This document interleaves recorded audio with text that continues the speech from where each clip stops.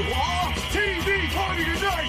Oh, we got nothing better to do than watch TV and have a couple of brews. Don't want to talk about anything else. We don't want to know. We're dedicated To our favorite shows. Oh, my tickets! Everybody loves Hippo Toes. Scary dog! Simpson and Futurama! Good evening. You are listening to a Radulich Broadcasting Premier Podcast TV party tonight. I'm your host, the mandated reporter, and frankly, I'm mortified, Mr. Mark Radulich. And tonight, our favorite show is Disenchantment, brought to you by the good people at the Ululululu Company, Rough Draft Studios, and Netflix.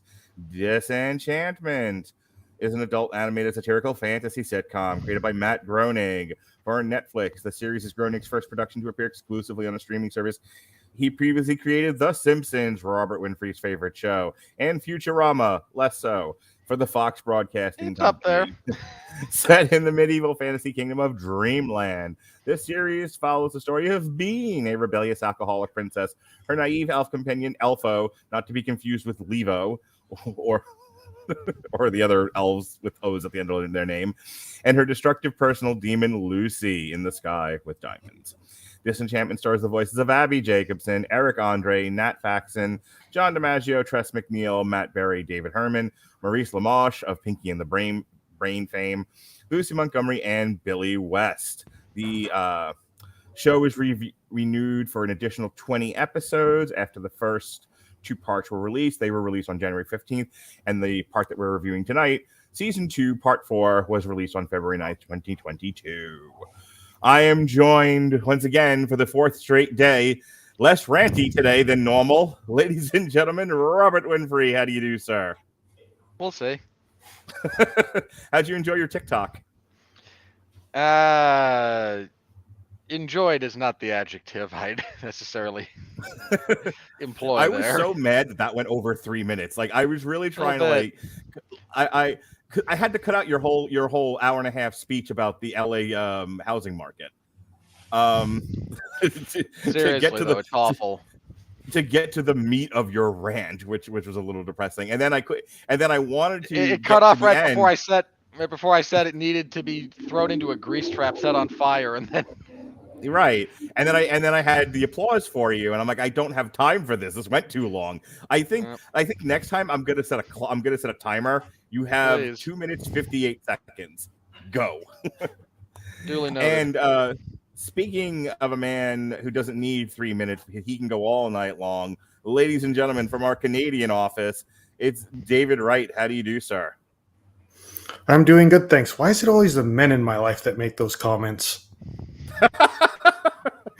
Listen, it's a dog eat dog world, and we're all wearing milk-bone underwear. Because that's just how Mark thinks. I am all about the big love, David. I love you. I love Robert. I love everybody. Big love coming right to you from Orange Cassidy. All right. Let's get into Disenchantment. When we left season 2, part 3, Bean was in hell. Dagmar was doing some sort of evilness down there with her. Luci was dead, and Elfo, I guess, was held hostage by the Trogs. He was kidnapped by orcs. Ogres. Close enough. Ogres. Sorry, starts with O. Orcs, ogres. That's only mildly racist. Species of thank you. It's more appropriate in that setting than species, but.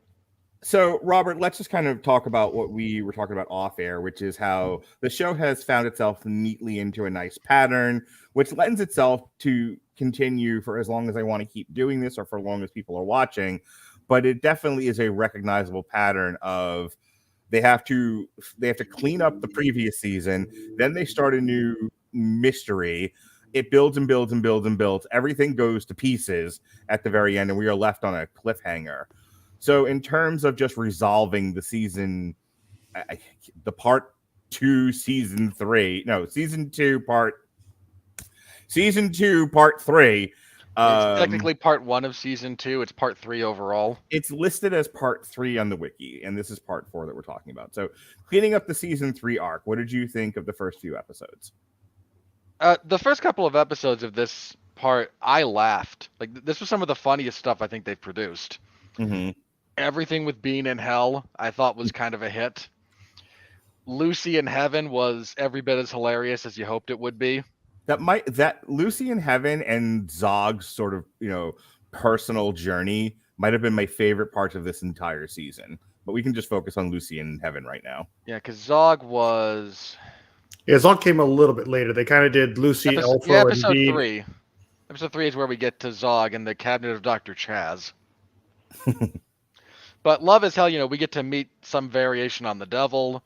Dagmar is trying to complete a pact. We get a little bit of more information about this. Dagmar is trying to complete a pact she made with the devil, wherein she promised that the Queen of Dreamland would be his bride.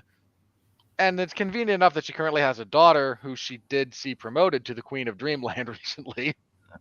So she's trying to marry her daughter off to the devil instead of herself. That gets foiled at the last second because, of course. Luci being stuck in heaven, I think, is the comedic highlight for me. As he's trying to get back to hell because he wants to save Bean, but you've been good, and just his interactions with God are some of the best. And Jerry's there, and Jerry's such a wonderful non sequitur. Yeah, I really like, so Jerry up to this point, David, has been just a goon, but then in this part of the season, they gave him a very sweet, naive, but again, sweet and enjoyable and character that you kind of want to root for.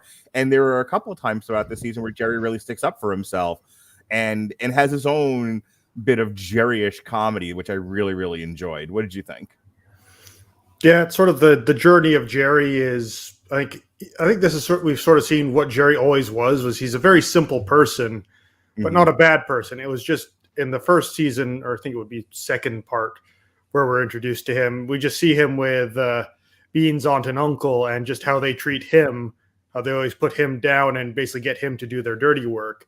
And it's only when Bean actually treats him as a person and befriends him that, we sort of see him, have someone else to latch on to. And I think for someone in his position who has had sort of that rough life with Bean's aunt and uncle, to actually get a genuine friend, even though Bean's Becky and Cloyd. Becky and Cloyd, that was it. Yeah, it's a funny name, but yet so for him to even have like a simple friendship with Bean, that I think that sort of meant so much to him that he was able, he was willing to sacrifice himself for Bean in the start, and then of course he spent the next few parts up in heaven with God, who took a real shining to him, and to have it sort of come full circle with him, like, now it's my turn to go back and help Bean. And, he's still Jerry. He's still finding his place back on Earth in Dreamland, or assuming it's Earth. But yeah, like he adds a nice little bit of childish innocence and that sort of simple comedy to the show, which was quite nice. He's a good addition to have in that Dreamland castle environment. I agree. I was rooting for Jerry, and he has a couple of really funny lines. But going back to what Robert was talking about, I definitely wanted to touch on Luci and God. Luci, it's very Simpson-esque, because there's been a couple of times where like they've had Homer and God together, or on Family Guy, Peter and God, and it's always kind of the same angle, but it works with all of these different characters where God is portrayed as eternally patient, but with a sense of humor. The concept, the religious concept of God loves all his creatures, because they are his children. It comes across. I think the writers are very deft in handling their writing of God and making him paternal and friendly and warm. And then you have all of these challenging characters, Luci, Peter, Homer, who are trying to figure out what to make of their relationship with God, and God's just like, it's fine, be you. I'm God. I have big enough shoulders to deal with your insanity. And then in turn, there's a comfort that comes from that, to where Luci is conflicted. Yes, he wants to go and save Bean, but he's like, I like this warm relationship with God, and I'm loath to give it up. Go ahead, Dave. Yeah, well, Lucy's kind of different from Peter and Homer in that he's part of that celestial realm. Like he's a demon, and you even see it when he gets up to heaven. It's like, oh, heaven! like this is kind of like the exact opposite for him. Like going to heaven is like being in hell for a demon. Mm-hmm.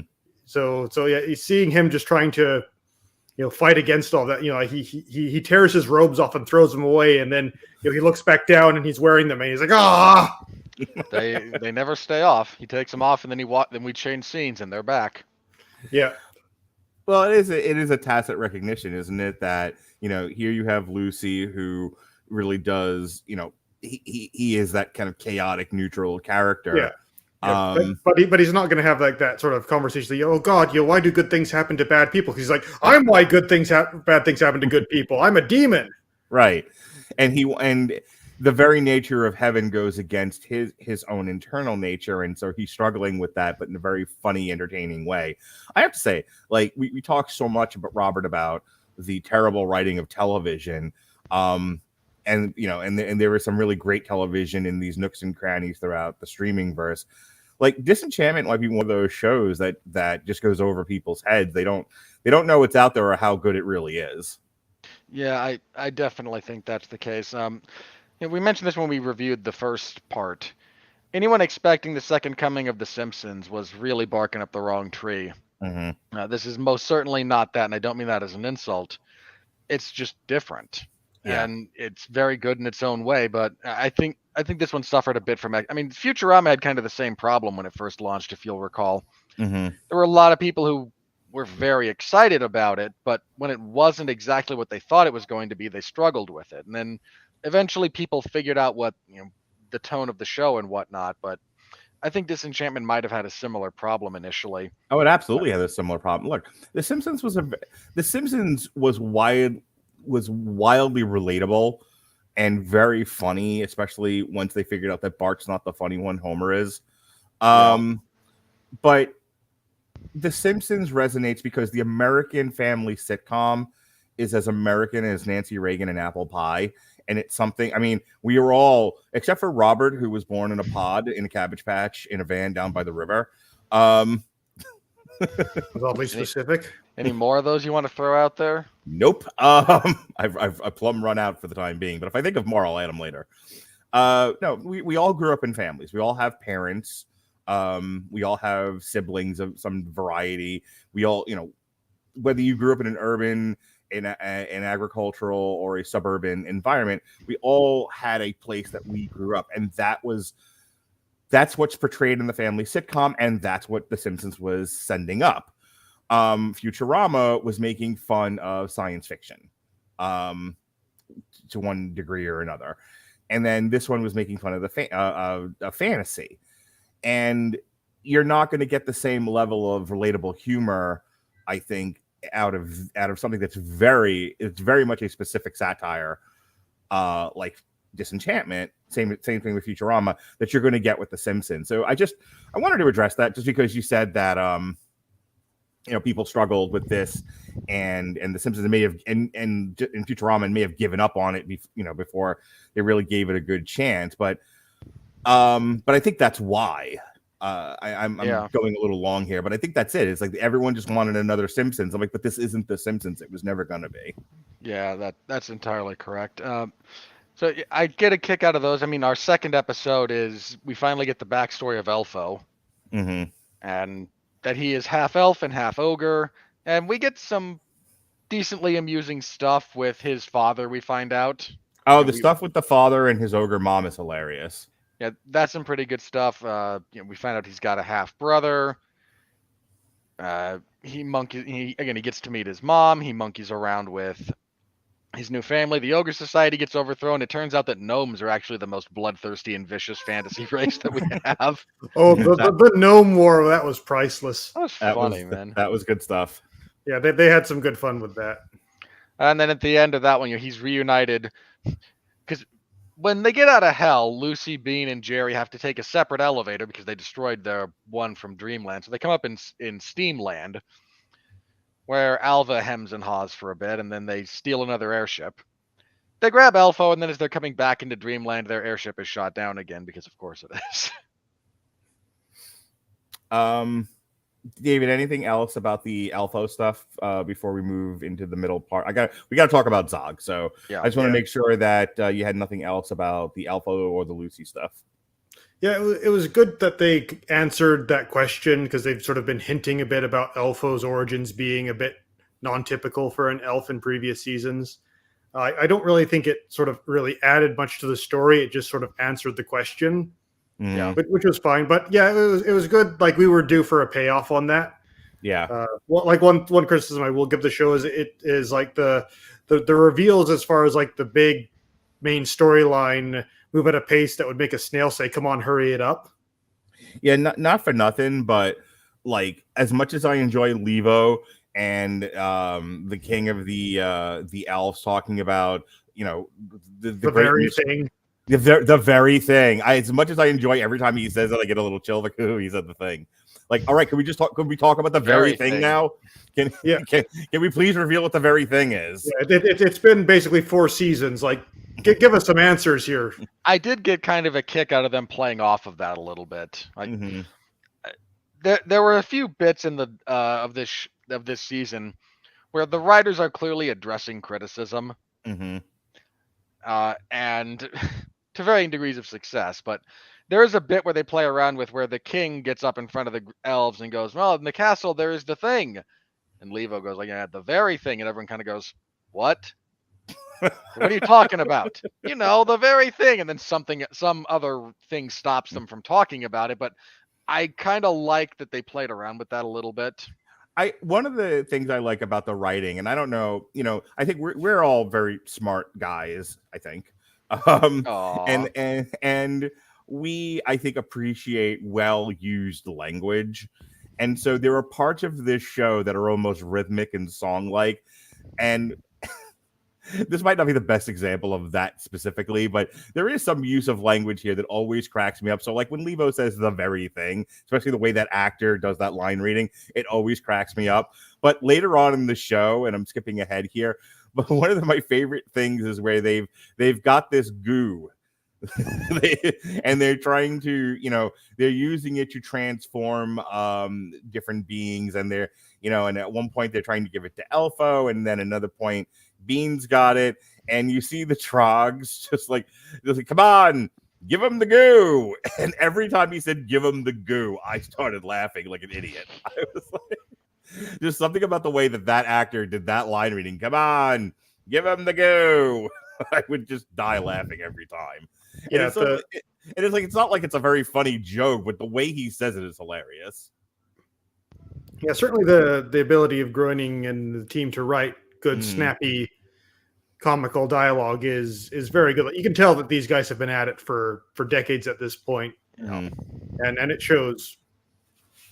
I'm trying to look at the writing team here. Okay, so it was announced that rapper Briggs was part of the writing team. John DiMaggio. Okay, too much. Let me have a quick look through. While you're doing that, let's talk about Zog. Okay, here's the writers as they are credited. We have Bill Odenkirk, Jamie Agnell, Liz Suggs, Patrick M. Verone, Josh Weinstein, Jamil Salim. I'm probably mispronouncing that. I apologize. I think I already mentioned Adam Briggs. Abe Groening, Michael Sykin, Rich Fuller, Matt Groening. Yeah, so you've got a bunch of people here who are pretty darn good at what they do. So Zog went crazy in the last season, and then they had to TikTok, and they had to commit him to an insane asylum, and they spend an episode or two dealing with that. And when Zog starts off in the very first season, he's very small-minded. He's almost portrayed as the villain. He's like the main antagonist in the beginning to Bean. You know, it's a very classic conflict of father and daughter, king and princess. You must do the princessy things. And she was like, no, I will get drunk and run around with loose men, and or elves and demons. Same thing. And mermaids. We'll get more on that later.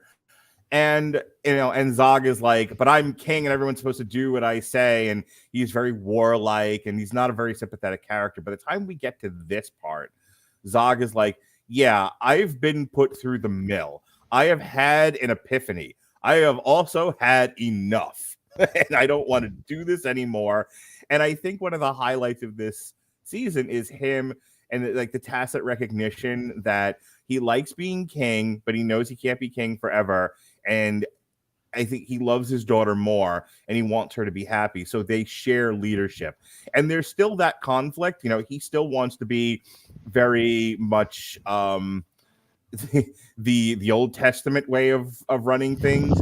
And then there's Bean, who's very New Testament, and they are in conflict, but it's sort of a friendly conflict of, well, I hear what you're saying, but tyranny. And she's like, yes, I hear tyranny, but what about progressivism? And they're just kind of sharing and they're mowing along. And it's actually very, it's totes adorbs, Robert Winfree. It is totes adorbs. I can't tell you how much those are words you should never say. What, totes adorbs? You don't want me to say totes adorbs? That is correct. Those very words? The very words. Give him the goo! Give him the goo. Most of this comes from episode 3, The Cabinet of Dr. Chaz. And I'm with you. I like Zog a lot. You're correct. He starts out as kind of the main stumbling block for Bean. And then by the end of the first part,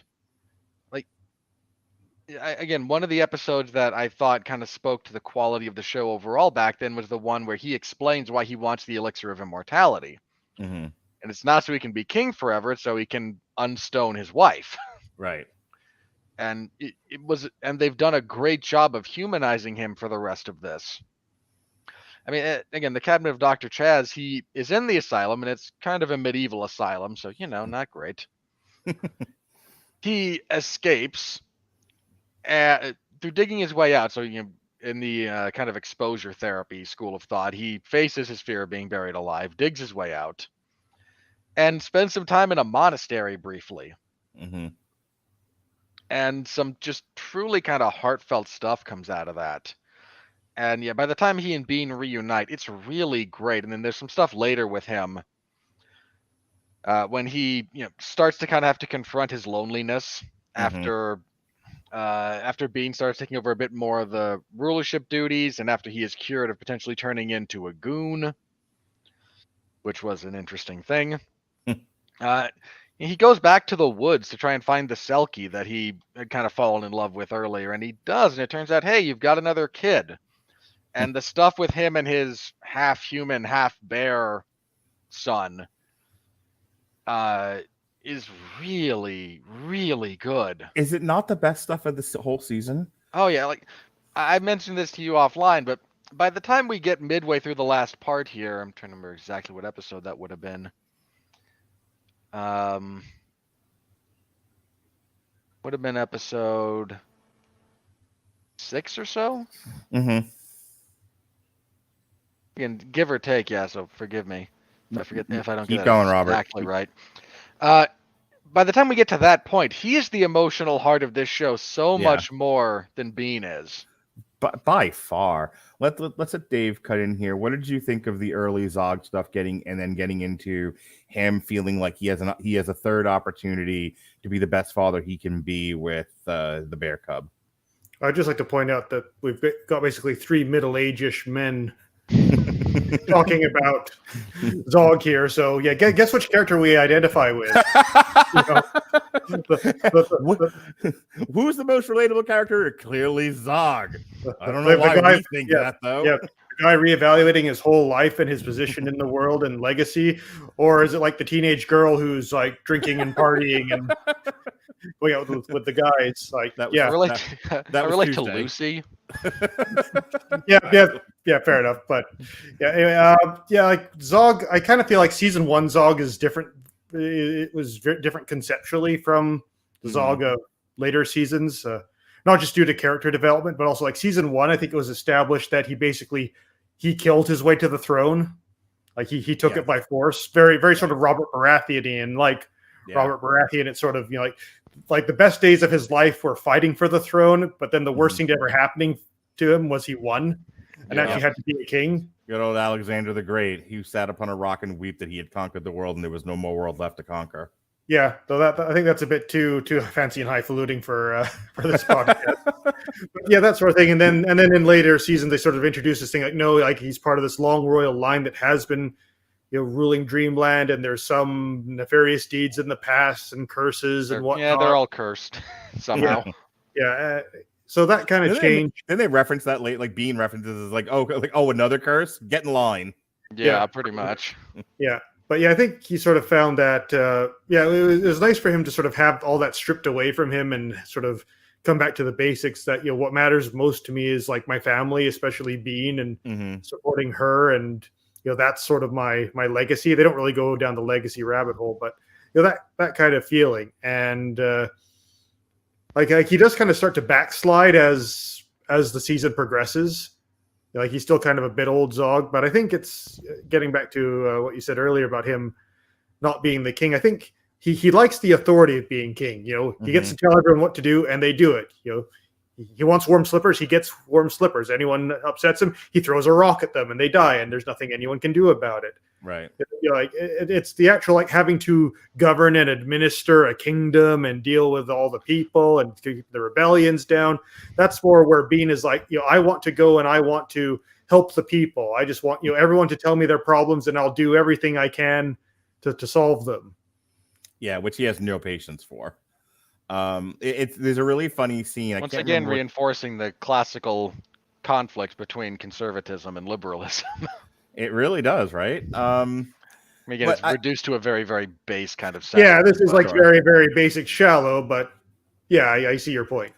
Look, you've got Zog who wants to rule, and you've got Bean who's like, oh no, it turns out our castle used to belong to the elves, and it's built on the ruins of an older castle, and what do I do with all my inherited guilt? I know everyone in the world can come and tell me their problems, and I will fix them individually. And then she very, very quickly becomes disillusioned by that prospect. And driven slightly mad.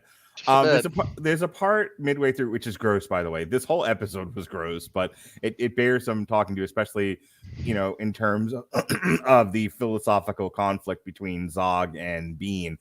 But what were the name of the sea creatures that were basically underwater trogs? Oh, they're sea trogs. Okay. So what to expect when you're expecting parasites, episode 6 in particular. Yeah.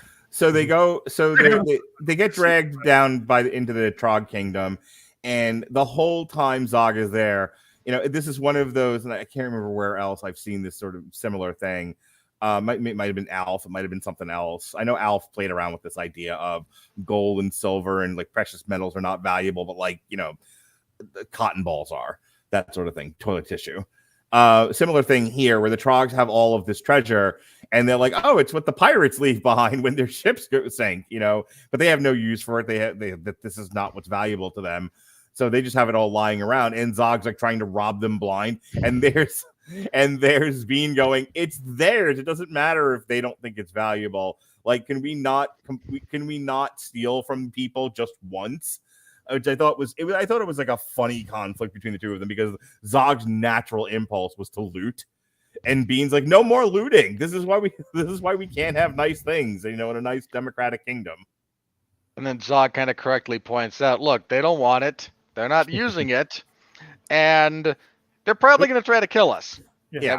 At which point Bean goes, no, we are going to be open to new cultures. And then it turns out, yeah, you're all just incubators for our babies. It is that not like I don't want to go off on a total tangent here, but is that not the conflict that happens among political societies? It's just like, we need to leave the culture, so we need to let the African women have their vaginas mutilated, or, and I'm just going to throw this out here, we don't, because that's brutal and awful.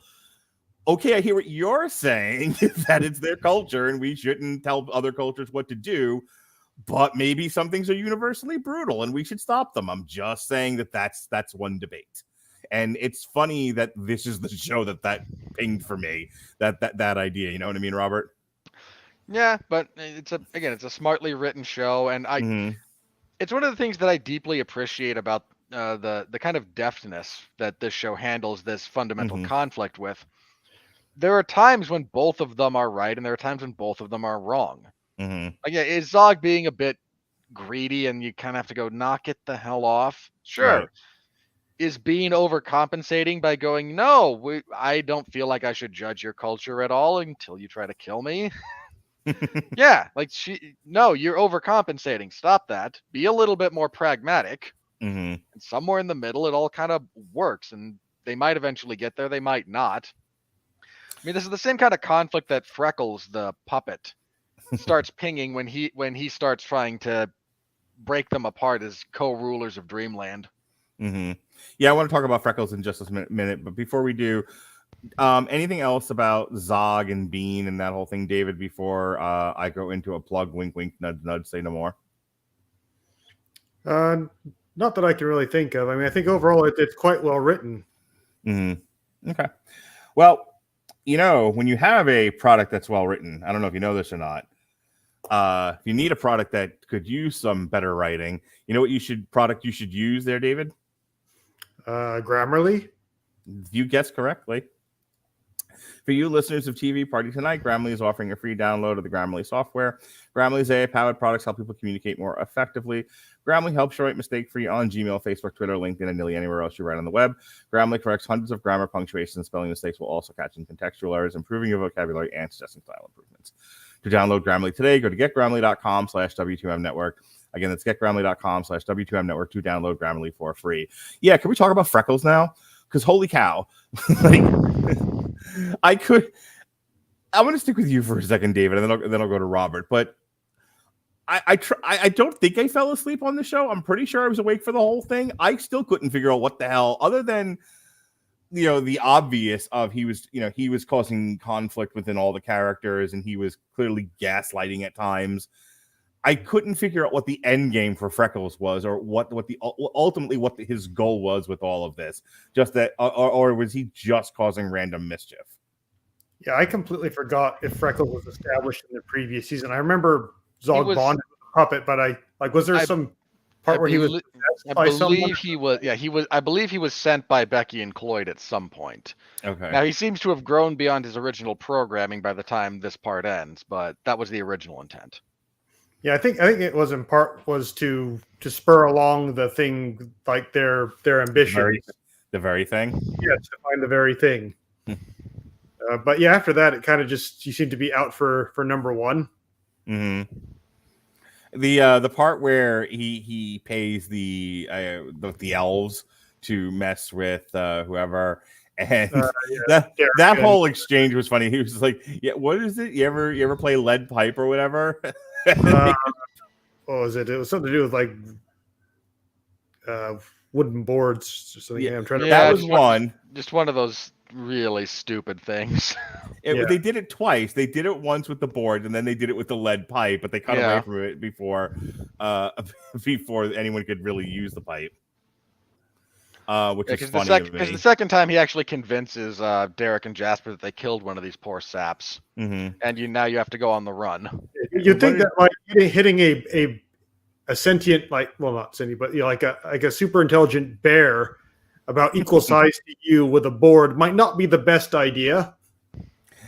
So Freckles was, I mean, in terms of like creating villains for them to deal with, and and everything else, I thought Freckles was sufficiently evil, and he does some really, really fun things. He's a funny character. I just couldn't figure out like what the point of any of it was, other than we need more hurdles here.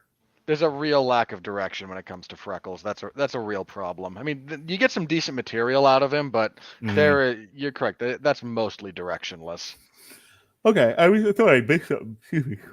I thought I missed something there. So other stuff that happens, Robert. I'll turn it over to you. What else do you want to talk about in terms of what happens on here? Because I'm kind of out of ideas. Let's take a quick look through this. Okay, there's a couple of things. Again, we went over Zog discovering he has another son, and him trying to get Derek and Jasper to bond a little bit. And again, that's all really good stuff. Oh my God, Derek! This might be my favorite Derek season. Like, now that he's not like a whiny fop, and like he has a couple of really funny lines on the pirate ship. Like when we first see him and Una together, and she says she's criticizing him about something, and he's like, "No, I have scurvy. I laughed hard at that. Was a That good one got me. You've been on a pirate ship for 3.5 minutes, but sure, you've got scurvy.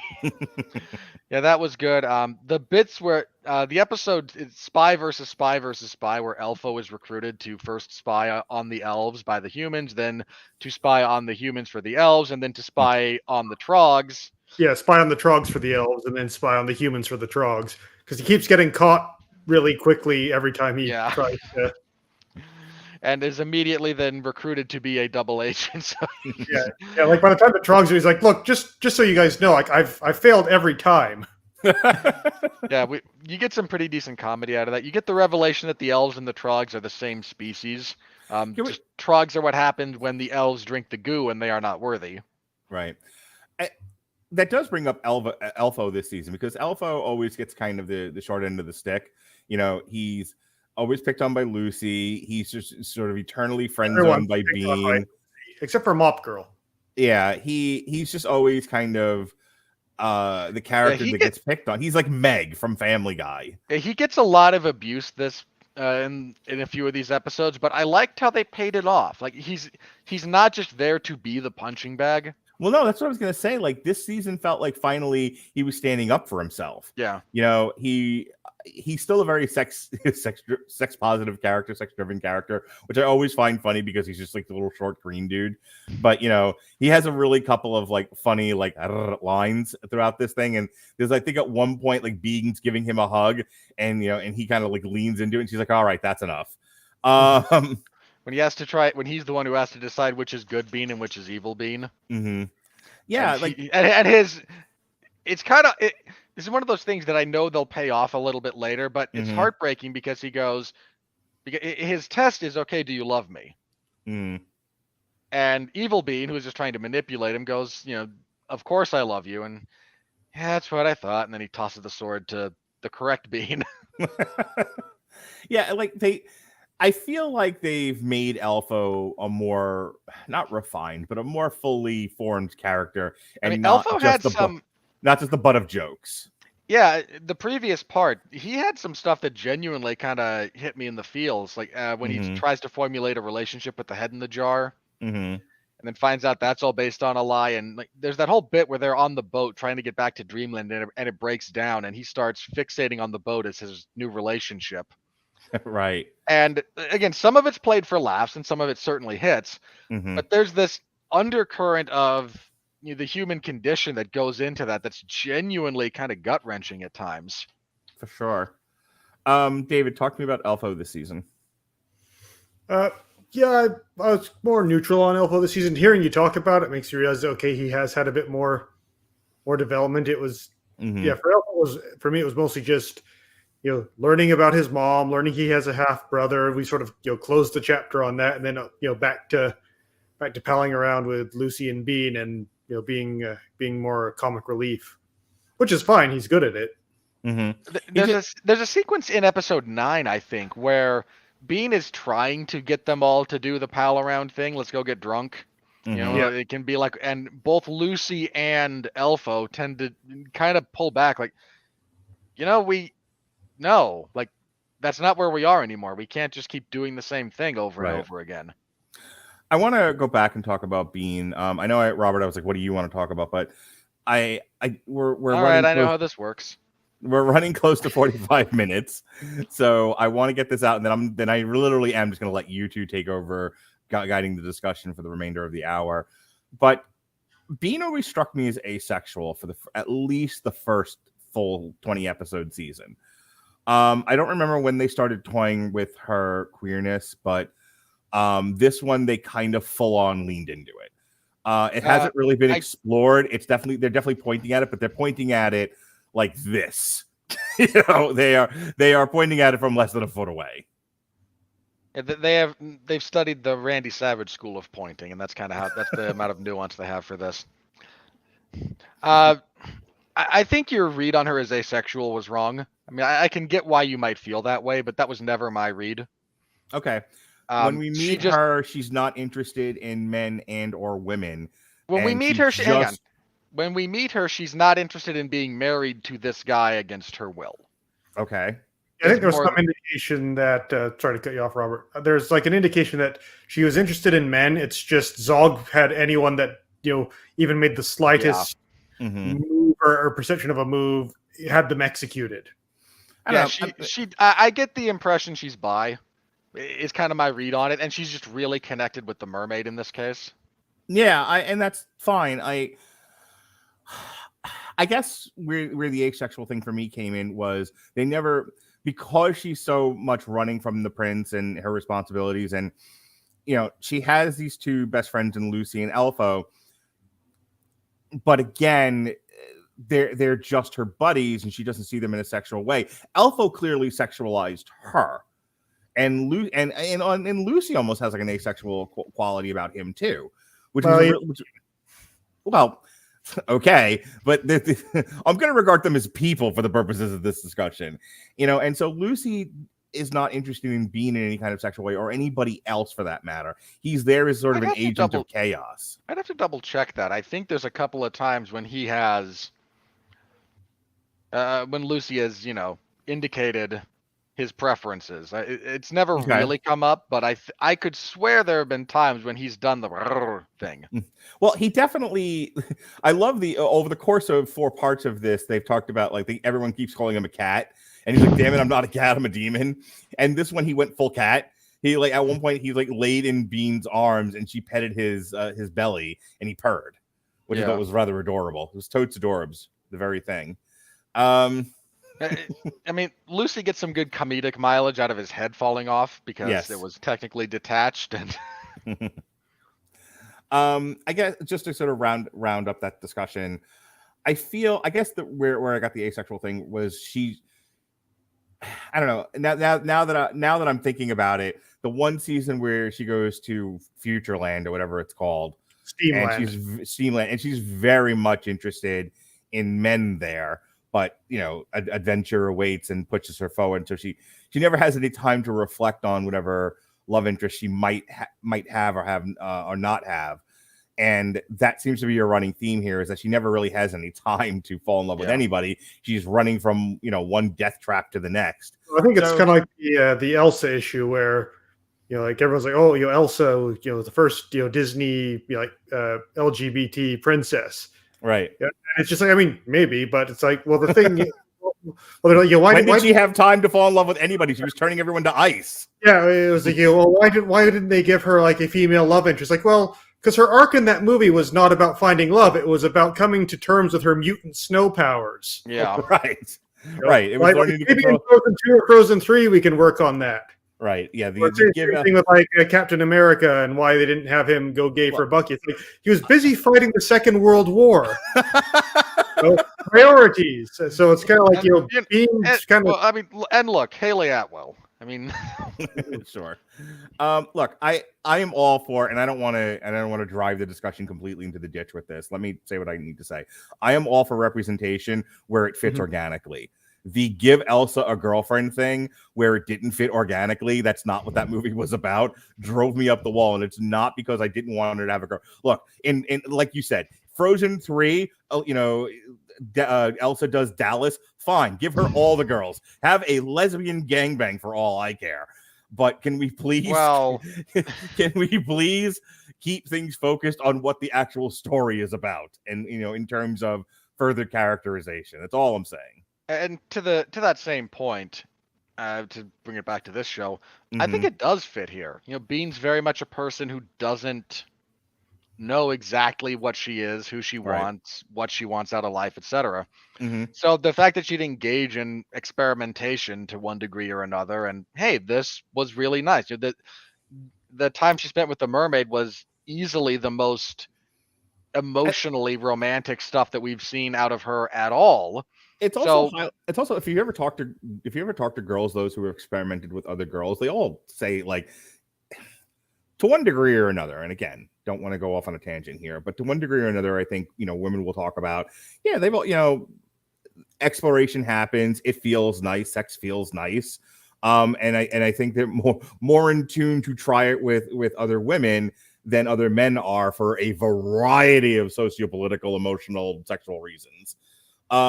So again, being being kissed by a mermaid and her just rolling with it worked for me, and not because I was like, turned on by it, but it made sense characterization wise.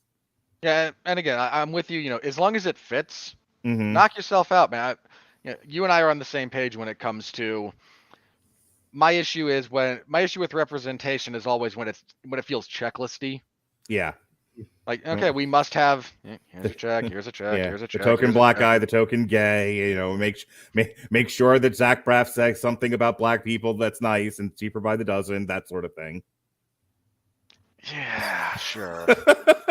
but again, you get the point. Like, if this felt inorganic, I'd be happy to call it out as such. It actually feels quite true to the character. Now, again, whether she stays with the mermaid or not going forward, who knows? I'll tell you, that is one of the things they spent so long on some other stuff that and I guess they're saving the mermaid thing for another season if there is another season of this. But I wish we had gotten more exploration of her and the mermaid this season. But again, it's hard to know. Like be patient. It's coming. The dragons are coming. It's fine. Okay, but you hinted at this thing. You played with it a couple of times over the course of 10 episodes, and then I was left with sort of storyline blue balls, and I'm like, well, what if we don't get more of this? What if it's like The Glaze and it just ends and she went away with the mermaid and we don't know what happened? Well, then, at which point it's just whatever you think happened. Okay, well, me and you will then write some slash fiction. It'll be fine. Robert, I would never, ever co-write with you that kind of material. I understand. I cut you off. We're starting to run on time here. So what else do you want to talk about? Then Dave, what do you want to talk about? I think the last thing would just be the end of this particular part when Bean drinks the goo. She got the goo. She did in fact get the goo. Was not given to her by Elfo. No. She gooed herself. And one of the things this winds up doing is the goo is supposed to help whoever is the fabled hero of the elves / trogs. I think the trog ruler, priest, whoever you want to call it, he said, like, you get what you deserve, or it gives you what you deserve. Something to that effect. And in Bean's case, this brings to life her evil side. And she winds up fighting herself in her dreams, trying to gain a better handle on her powers, which continue to develop a little bit. She eventually overcomes her evil self, but the head of her evil self winds up in the clutches of her mother, who is now the Queen of Hell. Yeah, in retrospect, that wasn't the best double cross idea. Really wasn't. Bean did not.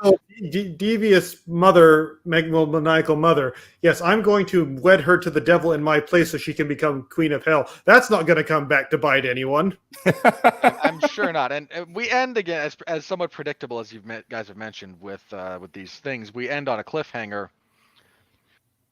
In this particular instance, again, Bean is dragged back down with Dagmar to face Satan.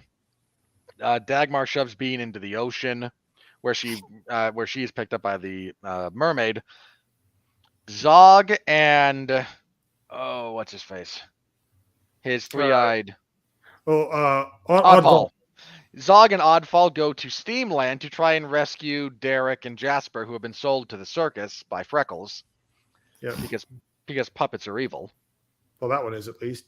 All as puppets are evil. Yes. Yeah, have we not watched horror movies? Come on now. I can't. Are you familiar with the works of Jerry Anderson? No. I'm just going with puppets are evil. Look, if any puppet ever even remotely comes to life, whether or not it's my psychosis or reality, I'm burning it. Robert's coming out swinging. There's no point in pulling your punches with those things, man. They're just evil.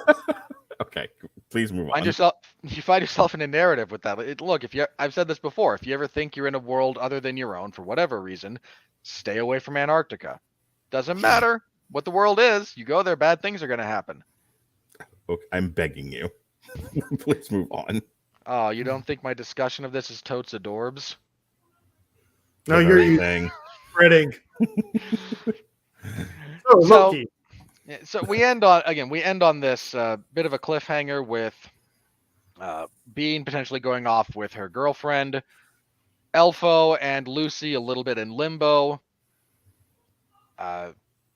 and I forget exactly what they were doing, and it's kind of annoying me now because they had a really nice thing actually. Mm-hmm. There was something they were doing at the end, and it did kind of leave them in peril. I was like, were they not also in the circus, or that was just Derek and the bear? We've already done Elfo goes to is kidnapped by the freak show. Yeah, Okay, I think it was just Derek and the bear. It might have been Freckles too. The carny might have double crossed him. So those three are there. Oddval and Zog are trying to rescue them. There was something else.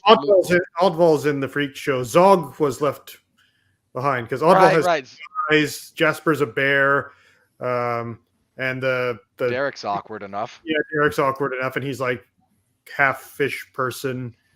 And so Zog in Steamland is something. Yeah. Well, we'll get to see Zog in Steamland. Oh, and we also discover that Jasper's mom is still alive. Yep. Yeah, that was the other thing. But yeah, I can't remember what Luci and there was some other cliffhanger related to them. I just can't remember off the top of my head. I think they might have been kidnapped by Trogs. Trying to remember. It's entirely possible. At least one of them. Luci might have wound up back in a bottle. Anyway, not very memorable that part. Right. Bean confront her Dreamtime version of herself with the help of her friends. I'm looking at the wiki too, and it doesn't say specifically. That's why I'm struggling with it. Okay. Damn it. Maybe they didn't have time to give them a cliffhanger. Could have been. And then again, we get a post-credit scene where Dagmar is sitting on the throne beside Satan and has Bad Bean's severed head, and she gives the audience kind of a knowing, evil look. One of my favorite things about this season is Bean manipulating the devil like a girl does. It's there was some fun to be had with the men in the room, in the writers' room, with that, and maybe even the women too. They're like, you know how awful women can be? Yeah, let's do that. Let's do Bean and the devil. Let's do it to the literal devil. Yeah. Well, I like the bit where after that's Dagmar and the devil come up the elevator, he just like hugs her and he whispers at you, he's like, "Help me get away from your mom." Like, not even the devil can stand you. Dagmar has really grown on me as a villain the longer this goes on. I think she's one of those characters that they're doing a great job of developing in the right way. Again, she's a villain. She's not here to be cheered. Right. But you still can give your villain 3 dimensions, and I think they've done a great job kind of slowly revealing more and more about her over the course of the show that we've got thus far. She's really, again, she's risen in my esteem quite a bit as far as your television villains go. She's not someone to be trifled with. She's not someone that's easily put off of her goals. She's very intelligent. Yep. And she's really mean to Bean. But mean in like the wicked stepmother, or like the stepmother from Tangled kind of a way. She is mean to Bean in the way that women are mean to each other. No, totally, and I love it. I'm there for it. Yeah, it's very well done. Dagmar has really grown on me. All right, David, I'm gonna give you last licks here. Anything else you want to talk about before we close out for the night?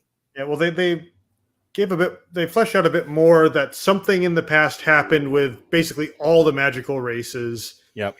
Yeah, like there was some big war, elf, mermaid, gnome, human. Yeah. We don't know who started it, who finished it, who was good, who was bad, who was even on what side. Like Bean seems to have adopted that, humans just slaughtered the elves and took their land, seeing as Dreamland Castle is built on the elf castle ruins. Yeah, the immediate assumption of guilt. But again, another liberal thing. To lay it on thick too. But yeah, like we kind of know that, okay, we don't have the full picture here. We have a bit more of the picture, but we still don't know exactly what was going on here. So for me, a lot of it, I do kind of wish, like, we need that sort of, to put it in Attack on Titan terms, we need to get to the basement.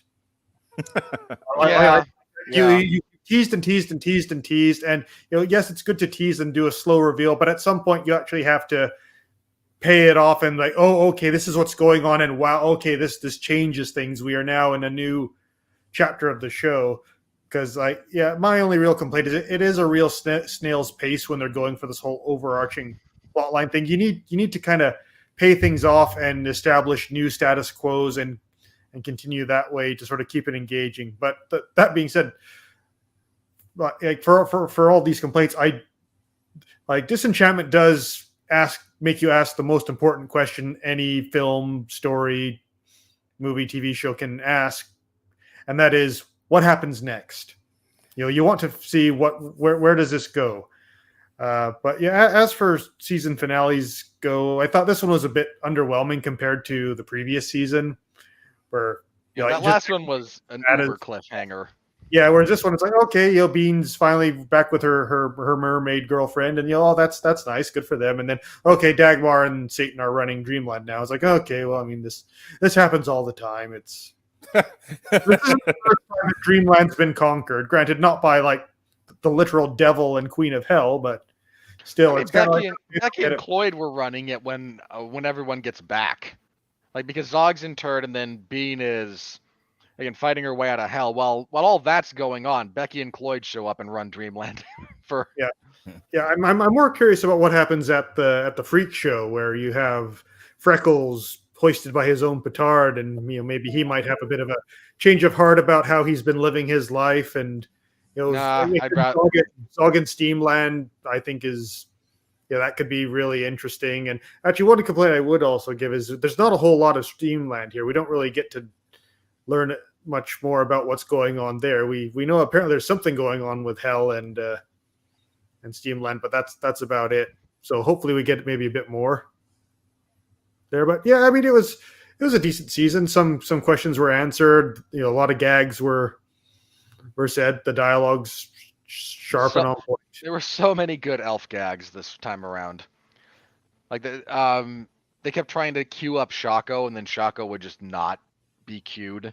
Yeah, I like Blabo. We're gonna have to arrest you for hearing the reason. Why do you even invite me to these things? Yeah, you beat me to it. I was like maybe you should just stop inviting me to these things. That was really good. Mop Girl seems to be, or I think Mary is her name. She's become more of a. Mm-hmm. Bunty had a couple of really funny lines too. Yeah. Yeah. Like you'll be the first up against the wall when the revolution comes, or something like that. There was a really good one from her husband, the executioner. Like Bean is running down somebody's running downstairs and takes his axe away from him.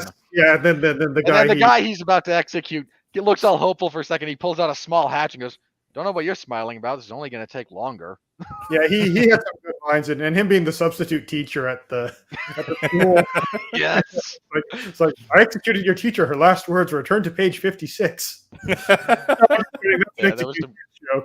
There was some good stuff there, yeah. The show definitely has its moments. All right, well, we're at the hour mark here. I think the one thing that the show is missing is some really, really good music. I like the medieval covers of classic rock songs in the trailers. In the trailers, sure, but in the show, not so much. I like the opening theme, but it's got a nice little head bop to it, and again, it cues into the medieval. But again, you get into the show, and the show is almost bereft of any kind of music. It's almost all unaccompanied dialogue. And I think the show could use a little bit of, especially during more heartwarming scenes, it could use a little bit of music. And do you know, David Wright, where you can find music to accompany some of these dialogue-driven scenes in this animated feature? Or would it be on AmazonMusic.com? It would be on AmazonMusic.com. And we are giving away a free 30-day trial of the Amazon Music Unlimited service. Go to getamazonmusic.com/W2M Network. There is a link conveniently provided in this podcast. The very podcast. On in the description below. That's the very thing. So go ahead and click it. Get your free 30-day trial on us. All right. With that said, that wraps up our week here. We're going into the weekend. Everybody's working for the weekend. Tomorrow, big time, Jesse Starcher continues his solo march with the source material. He did something like some flip book promotional thing that he looked at, Spider-Man and the Orkin Man. So that's going to debut tomorrow. Orkin Man, the hero of Phase 5. Right. Orkin Vision. On Saturday, we have a re-airing of the very last of the 411 Music Zone podcast before it officially became the Metal Hammer of Doom. This is Fintroll. The album is Blodsvept, and it's from like 2013, I think it was. And then all of the ones that were titled 401 Music Zone podcast will have been uploaded to this, and we'll start working on some of the newer, some of the 2014 to 2017 that haven't made it to this feed yet over the course of the next year or so. On Sunday, We have re-airings of the following. We have our 1995 Oscar debate between Forrest Gump and Shawshank Redemption. Robert had almost every day next week there is an Everyone Loves a Bad Guy for one reason or another. We've got one on vampires, one on Dracula, and then in like a 3 or 4 day run of wrestling, starting with the 80s, then the 90s, then the Attitude Era and Ruthless Aggression, and then finally the finale that ends in 2014. In addition to which, we will also be doing an alternative commentary Saturday night, Sunday morning-ish for Mikkel Berkelt versus Jeremiah Nakatia on Top Rank Boxing on ESPN. That'll be myself and Dan Lasby. Allegedly, there's going to be a source material for Morbius, the Living Vampire, with Jesse and Chris Armstrong. In the evening, myself and the Protocol son, Jason Teasley, will be doing a triple feature for Fresh on Hulu, The Atom Project, starring Ryan Reynolds on Netflix, and No Exit, also on Hulu. Then Damn You Hollywood is yet another split review of streaming movies.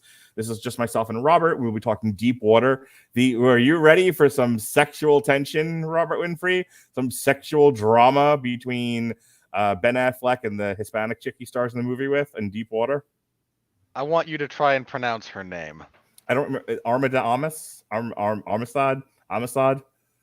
Keep going. This is amusing me. Arnold Palmer. What's her name? I'll let you look it up later. Oh, God's sakes. Okay. Anyway, Ben Affleck's in a new sexy movie. Are you? My question is, are you excited for this? Are you excited for sexy Ben Affleck? Given how red you are in the face, I guess not as much as you. Whatever. I have high blood pressure. So we can't be all as pale as you zombie. I imagine that Ben Affleck gives you high blood pressure. Sure. Anyway, and then the other one is Windfall from Netflix. If I can move this tired bit on. Wednesday, we have our wrestling trivia, which Alexa stepped off because she did not know enough about wrestling to want to be a scorekeeper. So instead, my wife stepped in her sultry voice. She got all the boys paying attention to her, and they loved every bit of her. So you can see Pat Mullen, Gavin Napier, Leonard Hayhurst, and Bill Yankovic from That Wrestling Show, all doing their best to do wrestling trivia with Jesse and my wife. That was fun. Saturday, in the evening, myself and Jesse and Robert will be doing a review of Randy Savage's Be a Man, his rap album that kicked off our WrestleMania coverage. We are up to Chapter 9. Finally. Marvin Hagler versus Sugar Ray Leonard. The fight that he had been gunning for years. We will talk about it. Chapter 9.